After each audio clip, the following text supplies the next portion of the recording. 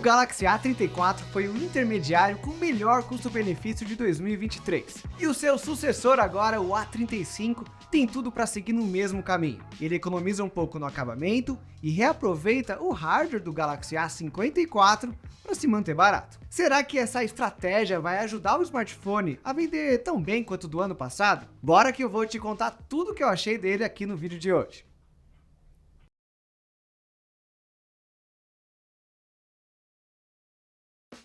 Diferente do A55, o Galaxy A35 continua com o corpo de plástico, já a tampa traseira essa é de vidro. No entanto, ao contrário de outros anos, esse cara não tenta imitar metal no seu corpo, ou nada disso assim. Eu tirei ele da caixa e já pensei, é de plástico. Na região dos botões de volume e energia, a borda ainda é arredondada, mas no resto da lateral ela está mais reta, podendo até ficar em pé na mesa sozinho. Pode parecer besteira, mas isso ajuda quando você está sem tripé e precisa se gravar, por exemplo. Na traseira, o smartphone deixou a tampa fosca de lado e agora ele é bem brilhante e espelhado. Quanto mais escuro, mais reflexivo.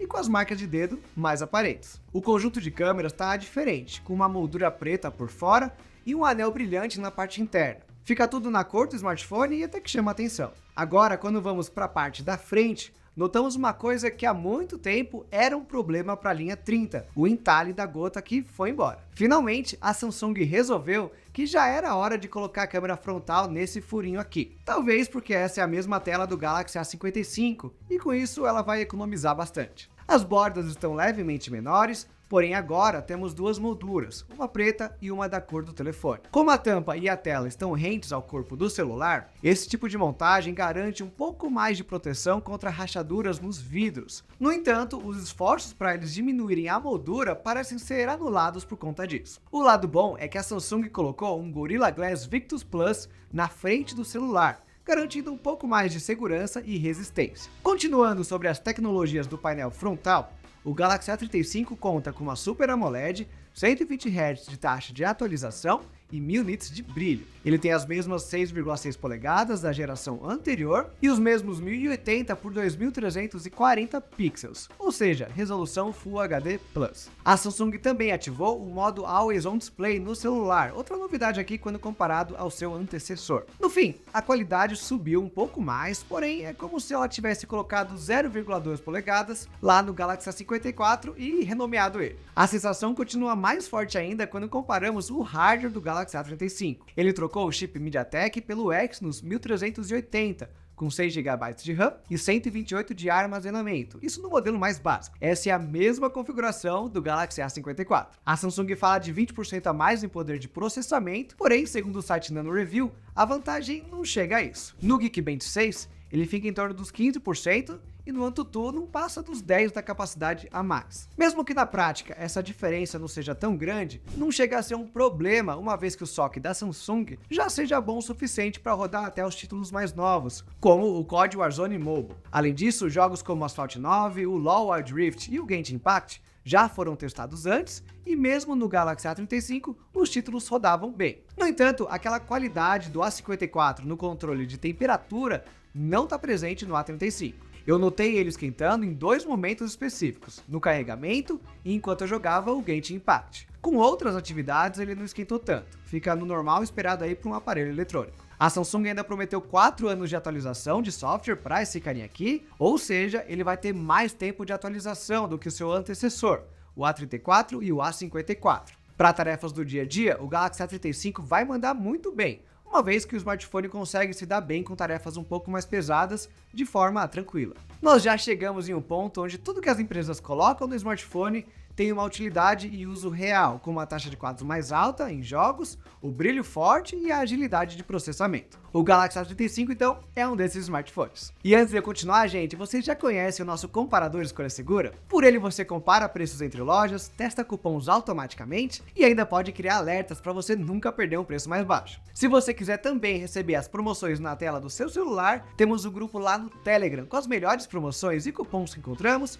para você ficar sempre bem informado. Os links estão todos aqui na descrição e bora voltar para análise. Agora, na parte da bateria, o A35 também vai bem, mas não tão bem quanto o seu antecessor. Em Asphalt 9, o smartphone gastou 14% de bateria em 1 hora de uso. Já quando mudamos para o Wild Rift, subiu ainda mais para 17% de consumo em 1 hora de jogo. Esse último foi porque ele rodou no 120 Hz, diferente do ano passado, que ainda não estava compatível. Os números atualizados eu vou te dar lá no comparativo, então aguarde. E o COD Warzone também consumiu 17%, mesmo com Clayton não sabendo como jogar. Foi 1 hora aí de tentativas para ficar vivo na partida e curtir o mapa. Pelo jeito, ele só é bom mesmo do Gate Impact, e esse daí levou 16% por hora na bateria. Para gravação em 4K, o smartphone até que foi bem, consumindo 15% de energia, enquanto gravava os vídeos, mesmo alternando entre as câmeras traseiras e frontal. No YouTube e na navegação, ele gastou um pouco mais do que esperado, 10% e 9% respectivamente, marcas piores que o aparelho do ano passado. E, apesar dele ser compatível com um carregador de 25 watts da coreana,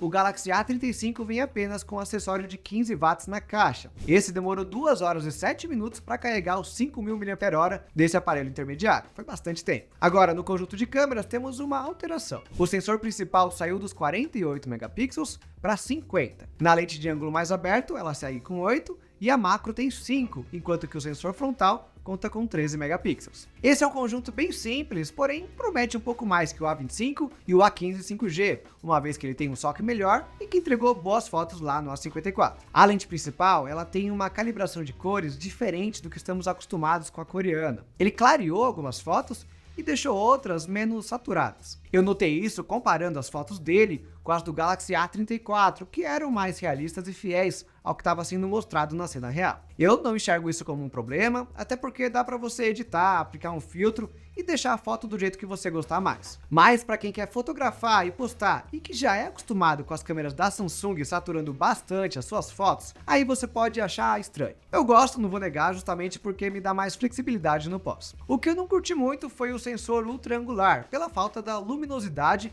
e cores nas fotos. Ele escureceu demais as capturas, você consegue perceber isso tanto quando troca entre uma lente e outra, e também na hora ali de tirar foto. Ah, e também dá para perceber que no pós-processamento rola uma tentativa para compensar a falta de pixels na imagem. Ter menos megapixels, aí ok. Porém a Samsung deixou a desejar no resultado final da ultra-wide do A35. Por sempre ter sido perto aí da linha A50, talvez eu que esteja esperando demais. Entretanto, num smartphone de 2023, essa diferença de luz e cor não era tão latente entre a lente principal e a ultra-wide. Me conta aí o que vocês acharam, foi um downgrade? Por outro lado, a lente macro, essa não mudou. Eu continuo sem conseguir acertar direito a distância focal para fazer fotos boas. Se eu conseguir fazer 2 ou 3, ó, já foi muito. Mas é inegável que por ter mais megapixels, ela está melhor do que os concorrentes, que usam apenas 2. Na frontal, com seus 13 megapixels, ela tá bem diferente do que eu havia comentado sobre a principal, do conjunto traseiro. As cores estão bem saturadas, ela tem bastante detalhe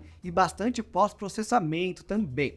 Essa sim é a lente pensada para quem quer fazer a foto e postar. O balanço de branco e HDR estão funcionando bem e o modo retrato tá muito interessante mesmo para um intermediário. Para saber mais dessas câmeras, eu vou deixar você curioso aí pelo vídeo comparando o Galaxy A35 com o A34. Mas ó, fechando essa parte do review, dá para dizer que esse cara aqui, ele tá muito bem no conjunto geral, mas deixa a desejar naqueles pontos de sempre. É o mal de todo intermediário. Ele precisou cortar alguma coisinha para manter o custo baixo. Aqui a Samsung cortou mais uma vez as câmeras. Bom, apesar de estar mais bonito e melhor acabado do que antes, o Galaxy A35 perdeu relevância por uma razão: o Galaxy A54. O problema todo é que o A35 ele tá R$1.000 mais caro que o intermediário de 2023, que tem o mesmo hardware. Claro que ele tem chances de bater os R$1.300 do A34 em datas como a Black Friday, porém, por enquanto, ainda não vale a pena você pagar mais por ele, principalmente se você já for dono aqui de um A34.